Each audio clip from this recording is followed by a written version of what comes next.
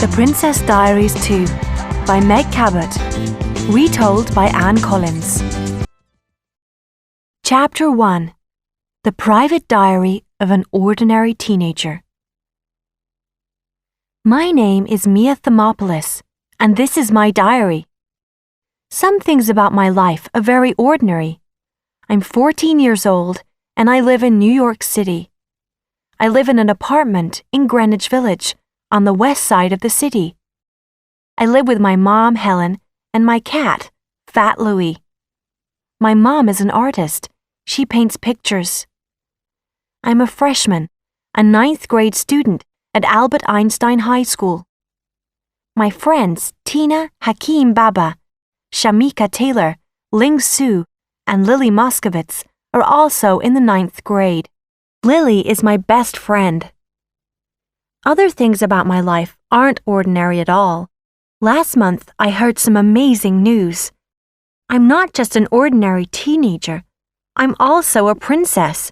I'm the Princess of Genovia. Genovia is a small country in Europe, near the border of France and Italy. My dad, Philippe Ronaldo, is the Prince of Genovia, and I'm his heir. When he dies, I'll become the ruler of Genovia. Every day after school finishes, I have princess classes with my dad's mother, Grand-mère. Grand-mère is the Dowager Princess of Genovia. She is teaching me to be a princess. Grand-mère wears purple clothes and she smokes cigarettes all the time. She speaks French and wears lots of makeup. She is scary. Everyone is frightened of her. My mom and dad never got married, but they're still friends. Mom is dating my algebra teacher, Mr. Frank Giannini. She's going out with him. I'm happy for her. I like Mr. Giannini, but I don't like algebra. I'm flunking algebra. I fail every algebra test, so I have extra algebra classes. Sometimes Lily's brother, Michael, helps me with my algebra. I've got a crush on Michael. I love him, but he doesn't know about my feelings. I'd like to go out on a date with Michael. Monday, October 20th, 8 a.m. I've just had a big shock. I was eating breakfast when my mom came into the kitchen. She had just come out of the bathroom. Her face was very pale, and her hair looked terrible. "Are you sick, Mom?" I asked her. "Do you have a headache? Do you want some aspirin?" No, thanks," said my mom. Her voice was really weird. It sounded strange. I was very worried. "What's the problem, Mom?" I asked. "What's wrong?" "Mia, I'm pregnant," said my mom in a shocked voice. Suddenly, her eyes were full of tears, but she was smiling. "I'm going to have a baby." I can't believe it. My mom is having a baby. And its father is Mr. Giannini, my algebra teacher. My mom and dad weren't married when I was born. 14.5 years ago, Mom and Dad fell out of love with each other. My mom didn't want to marry my dad, so she became a single parent. She looked after me without anyone's help. I live with Mom in America, and my dad lives in Genovia. My dad sends us money each month. Why wasn't Mom more careful? She's an adult, but sometimes she behaves like a teenager. She doesn't think carefully, and now she's going to be a single parent again. My problems. 1. I'm the tallest girl in the freshman class. 2. I'm a freak. I look strange. I'm very thin and I have huge feet. 3. Last month, my mom started dating my algebra teacher. 4. Last month, my dad told me, "You are the Princess of Genovia." 5. I have princess classes with my scary grandmother. 6. In December, I must go on TV in Genovia. I have to introduce myself to the Genovian people. 7. I don't have a boyfriend. Algebra class. Mr. Giannini hasn't spoken to me about Mom's pregnancy. Maybe my mom hasn't told him about the baby. What will my new baby brother or baby sister look like? My mom is very beautiful. She has thick black curly hair. Mr. Giannini is tall and good-looking, and he's very smart. Maybe the baby will be smart too. But I want the baby to have my mom's nose. Mr. Giannini's nose is too long. English class. Mrs. Spears, our English teacher, has given us a new project. We have to write a diary. She wants to read our diaries and know more about us. But I write this diary every day. My mom gave me this diary about a month ago. She was worried about me. I never talked about my feelings. She wanted me to write down my feelings. I don't want Mrs. Spears to read this diary. My thoughts are private. I don't want Mrs. Spears to read my secrets. I'll have to start a different diary for Mrs. Spears. It'll be a fake diary. I won't write about my real feelings in the fake diary. Mrs. Spears wants us to write about ourselves at the beginning of our diaries. This is what I'll write for my introduction. English project. My Diary by Mia Thermopolis. Name. My full name is Princess Amelia Mignonette Grimaldi Thermopolis Ronaldo of Genovia. When people speak to me, they call me Your Highness. In America, I'm sometimes called Princess Mia. A month ago, everyone called me Mia or Amelia Thermopolis. My friends call me Mia. Age, 14. School grade, freshman, 9th grade. Description. I'm 5 feet and 9 inches tall. My eyes are gray and my feet are too large. My hair is short and very curly. The real color of my hair is light brown, but last month I went to a beauty salon. Paolo, the stylist, cut my hair and colored it blonde. I'm a vegetarian. I don't eat meat. Parents. My mother's name is Helen Thermopolis. She is an artist. My father's full name is Artur Christophe Philippe Gerard Grimaldi Ronaldo. He is the Prince of Genovia. Pets. Fat Louie, an orange and white cat. Fat Louie is 8 years old and he weighs 25 pounds. Best friend. Lily Moskowitz. Lily is very smart and she's interested in politics and ecology. She cares about people and what happens to the planet Earth. She makes films about the people of New York and their problems. She has her own TV show, Lily Tells It Like It Is. Boyfriend. I don't have one. Address. 1005 Thompson Street, Apartment 4A, New York. I've lived all my life in New York City with my mother, but every summer I go to France and visit my father. We stay in my grandmother's house. About a month ago, my father told me, Mia, I am the Prince of Genovia. You are my heir. After that, he came to stay at the Plaza Hotel in New York. He's staying in a suite in the penthouse, rooms on the hotel's top floor. My grandmother has a suite in the penthouse too. I have to go there every afternoon. My grandmother is teaching me how to be a princess. Afternoon. Lily sat with me in the cafeteria during lunch. What's wrong, Mia? She asked. Something's wrong. I wanted to say, Lily, my mom's pregnant. But I didn't say this. I told a lie. Nothing's wrong, I said, but Lily didn't believe me. I'm worried about my mom and Mr. Giannini. Will Grandmère be mad about my mom's pregnancy? Will she be angry when she hears the news about the baby? And what about my dad? How will he feel? Will he be angry? Or will he be sad? A year ago, my dad got very sick. He had cancer. Dad is okay now, but he can't have any more children. He's not in love with my mom now, but maybe this news will hurt him. And has Mom thought about which foods are best for a pregnant woman? My mom doesn't eat healthy foods. She eats too many candy bars, cakes, and pizzas, and she drinks beer. Our refrigerator is full of the wrong kinds of food. I must throw out all the alcohol and coffee. I must buy fresh fruit, vegetables, and milk. Late afternoon. Today, I used the school computer and I went on the internet. I found some information about pregnancy. Lily saw what I was looking at. "Do you have a secret to tell me, Mia?" she said in a shocked voice. "Are you pregnant?" Lily's voice is very loud. Everyone heard her. "I'm looking for some information from my biology class," I said. Only part of this was true. I'm working on a special project with Kenny Showalter. Kenny is my study partner in biology class. The project isn't about pregnant women. It's about insects, but Lily doesn't know this. Lily went on talking about pregnancy.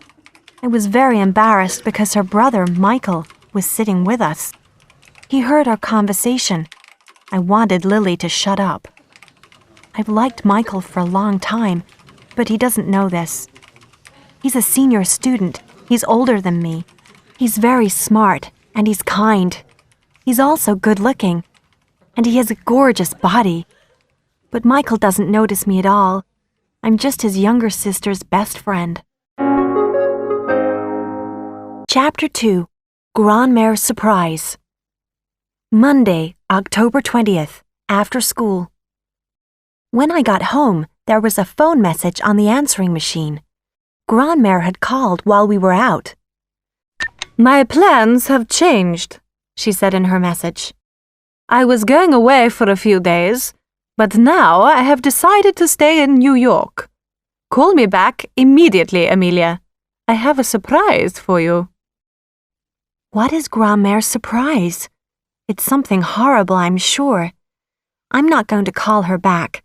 If she calls again, I'll tell a lie. I'll say, "I didn't get your message. The answering machine didn't work properly."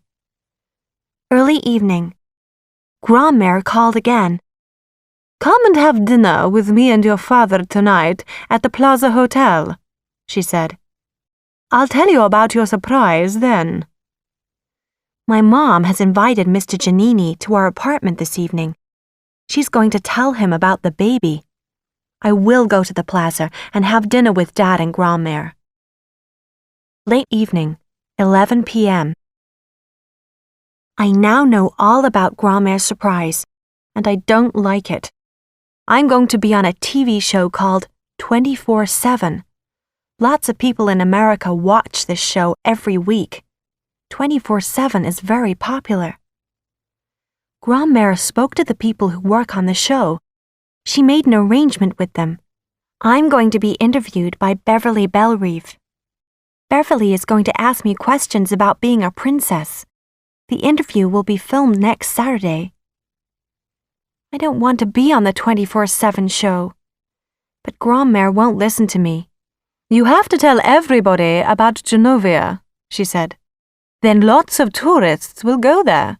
This will be very good for Genovia." "Your grandmother is right, Mia," said my dad. Then he started asking questions about the interviewer, Beverly Bellerive. "Didn't she win the Miss America beauty competition in 1991? He said. "Is she dating anyone?"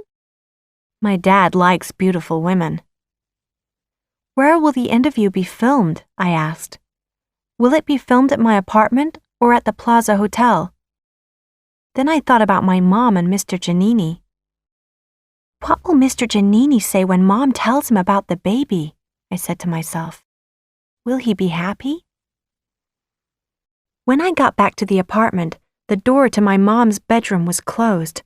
I heard Mom and Mr. Giannini talking quietly inside the room. I want Mr. Giannini to be pleased about the baby. He's the best guy that my mother has ever dated. I went into my bedroom and switched on my computer. There was an email message from Michael Moskowitz. He wanted to talk to me. Michael likes working on computers. He is a member of the computer club at school. He writes an online magazine called Crackhead. Michael and I often use our computers to send instant messages to each other. We have conversations in an internet chat room. We use different names when we chat to each other. I use the name FT Louie. It means Fat Louie. It's the name of my cat. Michael uses the name Crack King, a criminal who sells drugs. Michael is always making clever jokes. This was our conversation. Crack King. At school today, you were weird. What's wrong with you? FT Louie. Nothing is wrong. I'm fine. Crack King. You weren't listening when I was helping you with your algebra problems. FT Louie. Yes, I was. I heard everything that you said. But I wasn't telling Michael the truth. There is something wrong. I have a problem and I can't talk to him about it. I have a crush on Michael Moskovitz. When I'm close to Michael, I can't think clearly. He makes me feel happy and excited. I have to stop writing now. My mom is outside my room. She's knocking at the door. Very late. My mom just came into my bedroom and she was crying. Why are you crying? I asked. Isn't Mr. Giannini pleased about the baby? What did he say? I'm crying because I'm so happy, she replied. Then she pulled me into the living room. Mr. Giannini was standing there. We want you to hear our news first, said my mom. We're getting married. Then she put her arms around me and held me tightly. Mr. Giannini hugged me too. It's very weird being hugged by your algebra teacher. Tuesday, October 21st, 1 a.m. My mom and Mr. Giannini are getting married. Does my mom believe in marriage? She never married my dad. Maybe he never asked her. I've just realized something. If my mom marries Mr. Giannini, he'll live with us. He'll live here in this apartment. I'll have to eat breakfast every morning with my algebra teacher. 9 a.m. When I woke up this morning, my throat was painful. I felt ill and I couldn't talk properly. I tried to shout for my mom, but my voice was very weak. She couldn't hear me, so I got up and went down the hall to her room. Mom, I'm sick, I whispered. I can't go to school today. Please will you call the school, and please tell Lars. Tell him, don't come with the limousine, and call Lily. Lars is my driver and bodyguard. His job is to protect me because I'm a princess. He drives me to school every day in my dad's limousine. We always pick up Lily and take her to school too. Late morning. My mom usually goes to her art studio to paint, but today she stayed at home and looked after me. She made me cups of tea and special food. At 10 o'clock, Mom put a thermometer in my mouth. She took my temperature. She wanted to find out if my body heat was normal. After a minute, she took the thermometer out of my mouth and looked at it. Your temperature is 99.0 degrees, she said. It is 0.6 degrees higher than normal. Then she touched my face. Your skin is hot. You have a fever. Stay in bed and rest. My temperature. 11:45 a.m. 99.2 degrees Fahrenheit. 12:14 p.m. 99.1 degrees Fahrenheit. 1:27 p.m. 98.6 degrees Fahrenheit. 2:05 p.m. 99.0 degrees Fahrenheit. 3:35 p.m. 99.1 degree Fahrenheit. Maybe my temperature won't be normal by Saturday. Then I can't be interviewed by Beverly Bellerive. Great! Evening. Grand-mère called a short time ago. I'm sick, I told her, but she didn't feel sorry for me at all. If I'm still sick on Saturday, I won't be able to do the interview, I said. Of course you will, said Grand-mère. A princess must do her duties for her people, even if she is sick. Wednesday, October 22nd. When I woke up, my temperature was 102 degrees Fahrenheit. My mom called my dad. She asked him to take me to my doctor. So Lars and my dad came to the apartment in the limousine. We had to sit in the doctor's reception for about 10 minutes before the doctor examined me. My dad spent the 10 minutes talking to the doctor's pretty receptionist. The doctor looked inside my throat and felt my neck. "You have a throat infection," he said. Then he wrote a prescription for some medicine. "Take this," he said, giving me the piece of paper. "Go to a drugstore and buy this medicine. You must take the medicine 4 times each day. When your temperature is normal, you can go to school." As soon as I got home, I took some of the medicine. Then I went to bed. My temperature, 5:20 p.m., 99.3 degrees Fahrenheit. 6:45 p.m., 99.2 degrees Fahrenheit. 7:52 p.m., 99.1 degrees Fahrenheit. My temperature is starting to go down. I don't want to get better too quickly. If I'm better by Saturday, I'll have to do that stupid interview. Chapter 3. A Secret Admirer. Thursday, October 23rd. This morning, something very exciting happened. My mom brought me a letter that came in the mail. When I opened the envelope, I got a big surprise. Someone has sent me a love letter. I don't know who sent it.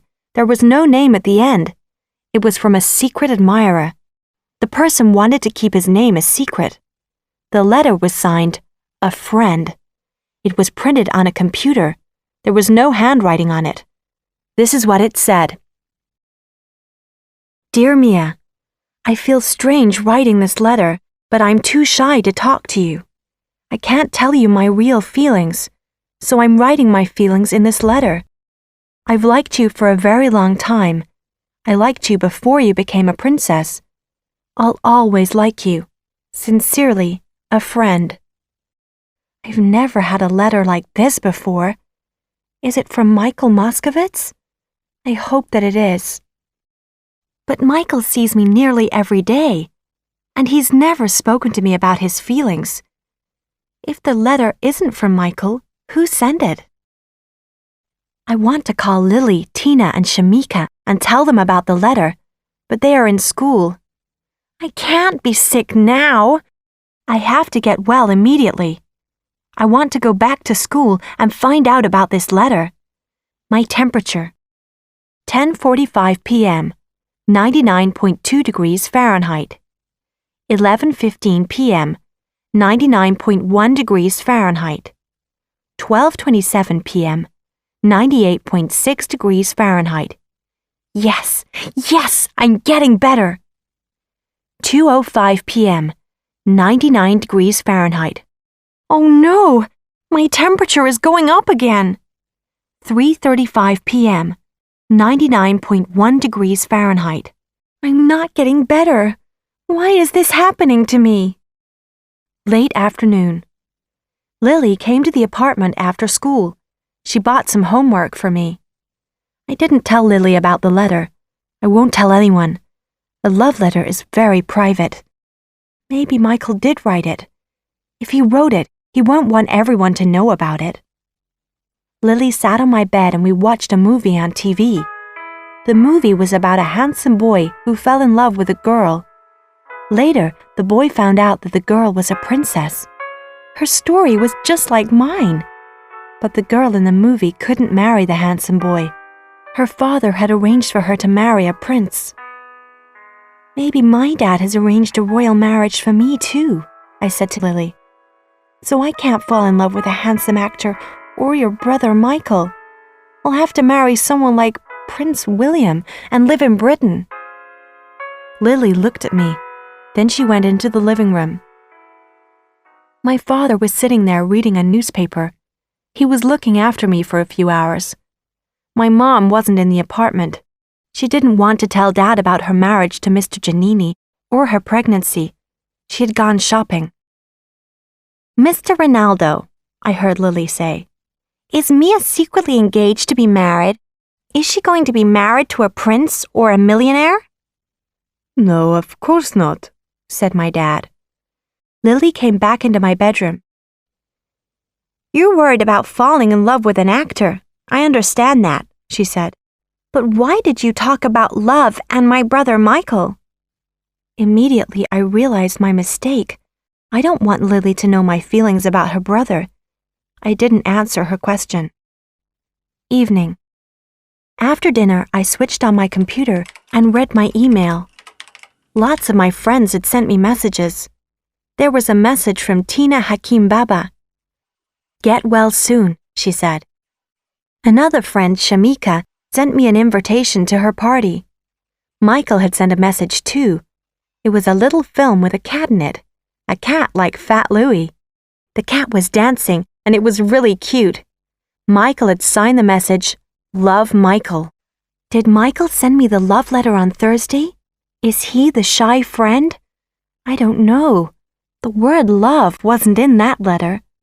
The sender of the letter, a friend, used the word liked, and he signed it sincerely. Then I saw another email. I didn't recognize the email address. It was from someone using the name Joe Crocs. Who is Joe Crocs? Is he the person who sent the love letter? Is he my secret admirer? Is he the boy who likes me? This was the message. Joe Crocs. I hope to see you in class today. Then I heard about your throat infection. Are you feeling better? Did you get my letter? Get well soon. Your friend. Joe Crocs is my secret admirer. But who is he? He wanted to see me in class, so we must take a class together. But there is no one in any of my classes with the name Joe. Maybe Joe Crocs isn't his real name. I looked at the name and thought for a few minutes. Then I understood. Joe Crocs. Joe C. Rocks. Josie Rocks. Josie Rocks. Josie is the name of my favorite character, Josie, in the TV show Josie and the Pussycats. Josie Rocks means Josie is cool. This person is saying Josie is cool. This person must know me well. I replied immediately. F.T. Louie. Dear friend, I got your letter. Thank you very much. Who are you? I won't tell anyone. Please tell me. I'll keep your secret. I waited for about half an hour, but Josie Rocks didn't write back. Friday, October 24th. Algebra class. I am better. My temperature is normal now, so I went to school. Lars drove me in the limousine, and we picked up Lily outside her apartment. Michael was with her. When we got to school, Michael walked with me to my class. I felt very happy. Lily's boyfriend, Boris Pelkowski, meets her outside school every morning and walks with her to class. Afternoon. My list of things to do. 1. Stop thinking so much about Josie Rocks. 2. Stop thinking so much about Michael Moskowitz. 3. Stop thinking about my mom and her pregnancy. 4. Stop thinking about my TV interview tomorrow. 5. Stop thinking about grand-mère. 6. Stop biting my fingernails. 7. Work harder in my algebra class. Evening. Homework. English project. I have to write in my school diary. I have to write 200 words with the title, Describe a Special Experience That Changed Your Life. What can I write about? A month ago, my father told me who I was. I'm a princess. I'm heir to the throne of Genovia. My life changed then. Maybe I'll write about that. Kenny Showalter, my partner in biology class, had a very special experience last year. Last summer, Kenny visited India with his family. While he was there, he got very sick. He nearly died. That experience changed me, said Kenny. Now I want to help people who are sick and dying. I've never had any experiences like that. My experiences aren't special at all. Chapter 4. Me and My Big Mouth. Saturday, October 25th, Grand-Mère Suite, the Plaza Hotel. As I waited to start my interview with Beverly Bellreef, I felt weak and ill. My throat hurt and my body was hot. Maybe I didn't feel well because I was nervous. 24/7 is a very popular TV show. My interview is going to be shown on Monday night. People in about 22 million homes all over America will watch it. When I got to the Plaza Hotel, my dad was in my grandmother's suite. He started talking about Mr. Giannini. Mia, is your algebra teacher living in your apartment? He asked. I didn't know what to say. Mr. Giannini isn't living in our apartment. Not really, but he will be living there soon.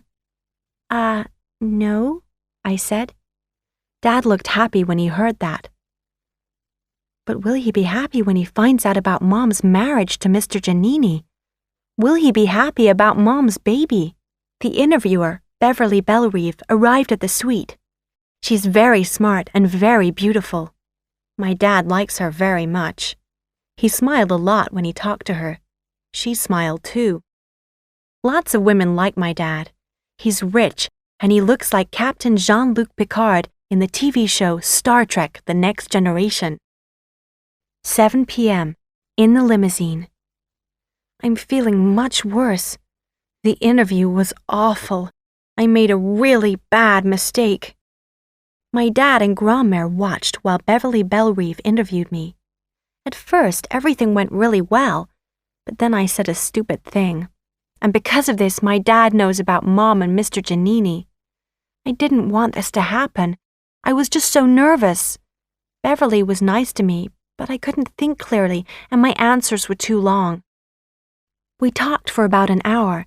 Then Beverly said, Mia, didn't you have some exciting news recently? I was very surprised. She was asking me about the baby and the wedding, I thought. Oh, yes, I said quickly. I'm very excited. I've always wanted to be a big sister, but my mom and her boyfriend don't want a big wedding. They just want a small, quiet wedding. Me and my big mouth. The words just came out. I spoke before I thought about the question. My dad was drinking a glass of water. He dropped the glass. Grandmère started making strange noises.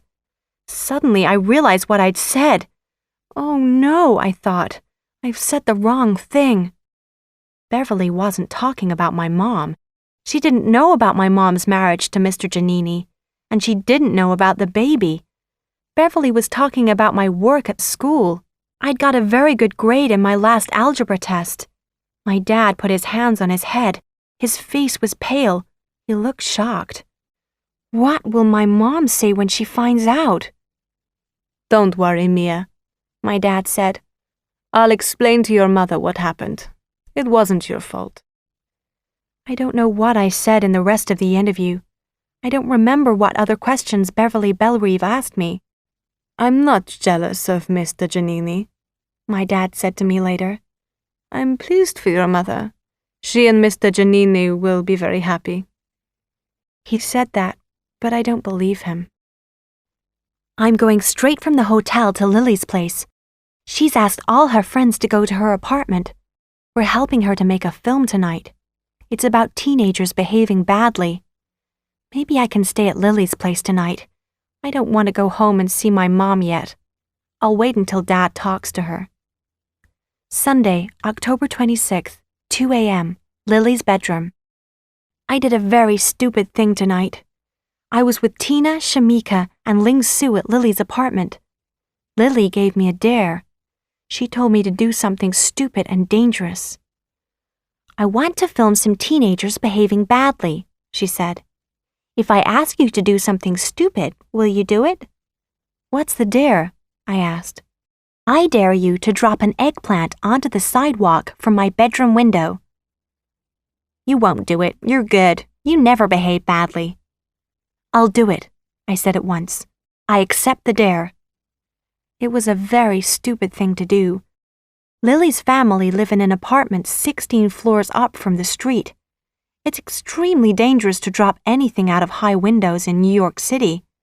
If something falls on someone in the street, they could die. But my friends heard what Lily said, so I agreed to do the dare. I went into Lily's kitchen and found an eggplant. Then I went back to Lily's bedroom. Lily turned on her video camera and started filming. I opened the window and dropped the eggplant. The huge purple vegetable fell down and down. Then, splat! It hit the sidewalk. The soft eggplant exploded. Pieces of it went everywhere. Many pieces hit a bus and a Jaguar car. I leaned out of the window. I saw a man get out of the Jaguar. He looked up at Lily's apartment building. He was trying to see which floor the eggplant came from. Suddenly, someone pulled me back. It was Michael, Lily's brother. "Get down," he said. We all got down on the floor at once. Me, Lily, Michael, Shamika, Ling Su, and Tina. I was surprised to see Michael in the apartment. I thought that he was out with his friends from the computer club. "That was really stupid," Michael said.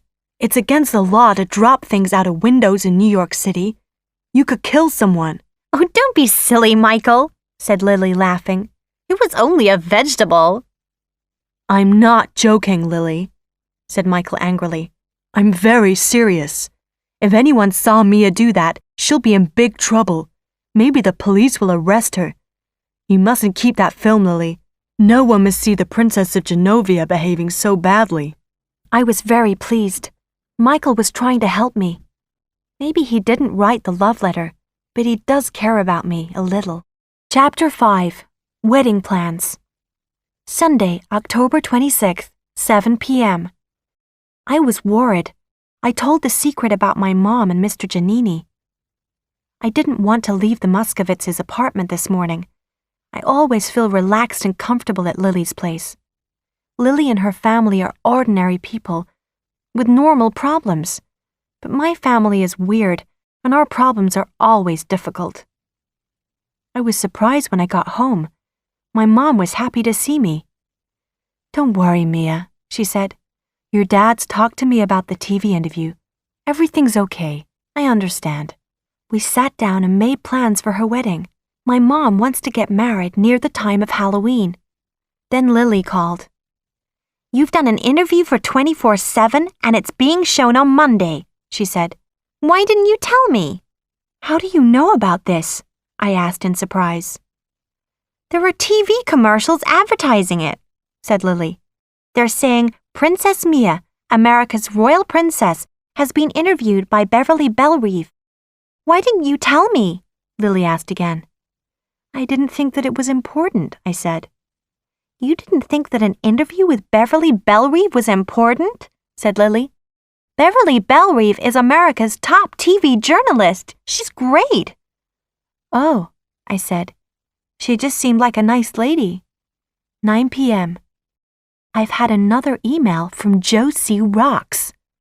Josie Rocks. "Hi, Mia. I just saw the TV commercial for your interview. You look great. I'm sorry, but I can't tell you my real name. Now stop reading your email messages. You must start your algebra homework. Your friend." I wrote back immediately. "F.T. Louie. Who are you?" Josie Rocks didn't reply. How does he know about my algebra homework? Michael knows about my algebra homework. Is he Josie Rocks? I want Michael to be Josie Rocks. Monday, October 27th. Lots of people at school saw the commercials for my interview. Everyone is going to watch 24/7 tonight. Tomorrow they'll all know about my mom and Mr. Giannini. What am I going to do? What did I say in the interview? What other things did Beverly and I talk about? Did I say other stupid things? I talked about the interview with my friend, Tina Hakim Baba. Before Tina was born, her mother was a model in Britain. She did a lot of TV interviews. The TV company always sent my mom a videotape of the interview before they showed the film on TV, said Tina. This was a good idea. So at lunchtime I called my dad at the Plaza Hotel. I asked him to get a videotape of my interview from Beverly Bellerive. I'll ask her now, said my dad. He spoke to someone in his hotel room. Then I heard Beverly's voice on the phone. What's the matter, Mia? She asked. Beverly was in my dad's hotel suite. I wasn't surprised. My dad liked Beverly very much when he met her. I'm worried about my interview, I said. I'd like to see a videotape of the film before you show it on TV. You don't need to see a videotape, said Beverly. Don't worry, everything's fine. Afternoon. Something very embarrassing has happened. I was walking down the school hall with Michael and Lily when we met Lana Weinberger. Lana is the most beautiful and popular girl in the 9th grade. Lana walked up to Michael and me and stared at us. Are you two dating each other? She said loudly. Michael's face became red. So did mine. Lily started to laugh. Mia and Michael dating? She said. Of course they're not. Lana started laughing too, but Michael didn't say anything.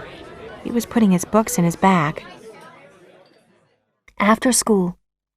When I walked into Grand-Mère's hotel suite for my princess class today, she was sitting with a strange man. On the table in front of them, there was a huge piece of paper. There were lots of circles on the paper. Grand-Mère and the man were sticking small pieces of paper onto the circles.